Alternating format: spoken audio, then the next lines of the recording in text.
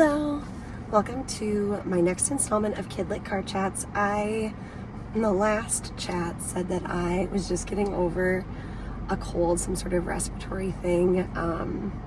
Fast forward a week and a half later, and I'm still just getting over it. AKA, I'm not really sure if I'm getting over it. I am still sick. So that's really fun. This car chat, I thought it might be interesting or relevant to talk a little bit about the end of the school year and what makes it so hard for kids and what makes it so hard for grown-ups, because the end of the school year is definitely, or can be, an emotionally charged time. And for kids who struggle with transitions, it can be really difficult. Growing up, I remember it being super celebratory, and I was always really excited to go home for the summer. But I think that had a lot to do with my mom.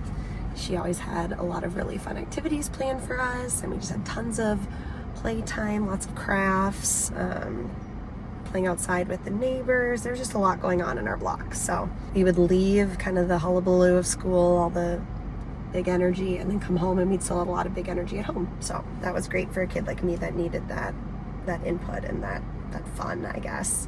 I think it's really important to remember that kids have all sorts of feelings and emotions when it comes to the end of the school year.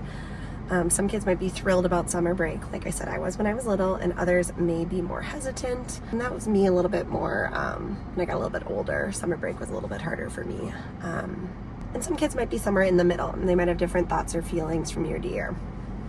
And we have to remember too, like as a child, 2 to 3 months is an incredibly long period of time. Like now it doesn't feel like that much as an adult, but when you're little, like that time can feel like an eternity, because the duration of your whole life so far is significantly shorter. And so 1 month feels a lot longer when you're 5 than it does when you're 35. There's actually a really cool graphic or kind of like interactive simulation sort of a thing that shows this, and I will go ahead and we'll link that here because I find it so fascinating. It just shows time passing and what it's like when you're a kid compared to when you're an adult. Super interesting. So anyway, typically, I mean, I was a classroom teacher for 5 years, 3rd and 4th grade, but typically not just in those grades, just in general, the end of the school year is a big celebratory time for kids. Usually there are award ceremonies and parties, slideshows, pictures. Usually there is a lot of big energy. To go from that to go home to a more quiet home, like for some kids, that shift and the discrepancy between those two kind of environments, settings, that can feel very jarring. So that's something to keep in mind, that for some kids that can be really hard. And I say that as someone with a more sensitive nervous system, like that was really difficult for me as I got a little bit older. When I was younger, I don't remember it affecting me as much, but as I got a little bit older, maybe just because I'm more cognizant of those times now and I remember those times better, that was really hard. And I don't think I was always able to name why that was difficult, but now that I'm a little bit older, I can see. So another reason the end of the year might be hard for kids is because they've developed ability at school, and so coming home to a lack of structure can be really difficult, especially if at school they have trusted people and relationships that they've developed, and then they come home and maybe their parents are working more, or they're going to like a different sort of childcare center that they're not as familiar with. That can be an adjustment. And then for grown-ups, obviously, the transition to summer can be difficult for a range of reasons. Lots of parents are working full-time, and then they have to find childcare for just a short period of time for their kid, or they have to be more flexible with their work hours, which a lot of people can't do. So that can be a challenge for grown-ups. For me, because of the flexible nature of my work, it should be relatively easy. But mentally, I do kind of have to shift modes because I'm going from having a set routine with school drop-offs and pickups and certain activities going on in the school year to going to having less. So just for my sanity and for my girls' sanity, I don't like to schedule too much, because having too much structure for me is bound to fail, but having no structure is also bound to be an issue.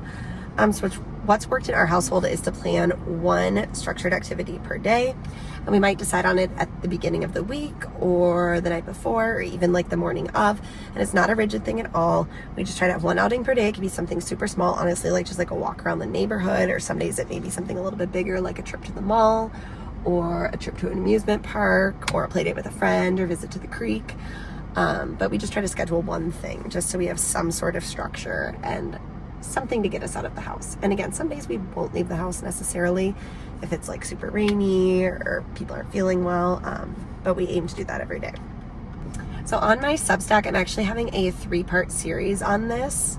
A 3-part series that's all about the season that we're currently in, which is that transition from spring and the school year into summer break. So I'm going to be talking about 3 different things. My first post is going to be all about naming big feelings and honoring that transition. Second, rethinking summer structure, especially if you're in a neurodivergent household. And then third, creating anchors for connection and joy throughout the summer. So creating kind of special, magical, unique routines that don't take a ton of work to make summer more enjoyable for everyone and to help you come together. So it's going to be a limited time offering. It's going to be a paid series, I think, just because it goes beyond my normal content, and I'm going to embed picture books into each of those different posts and each of those themes. And if there's interest, I might continue that format for other seasons that we're in, like back to school, fall transitions, or winter survival. So yeah, hope you can go ahead and follow me on Substack to check out that series.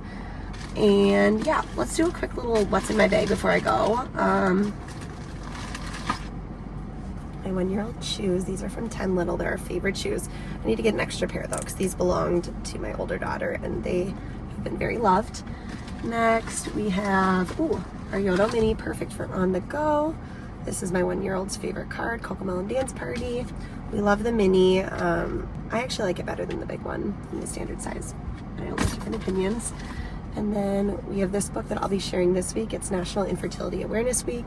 This book's called Cupcakes Everywhere, One Sweet Tale of Overcoming Infertility. This is the best book I've found about infertility. Super playful. It actually makes a lot of sense for kids. It's also funny, super cute and relatable. I will be sharing that in my feed this week, so definitely check that out on my Instagram page. And I just have all the usuals: diapers, wipes, diaper cream, lip balm, my purse. Oh, some fun dip. This is my Vice. I love this stuff. And I love trying all the different flavors. So let me know if you've tried a cool flavor. Anyway, yeah, that's it. Hope that you learned a thing or two in this and that you join me over on Substack. And I will catch you later. Bye.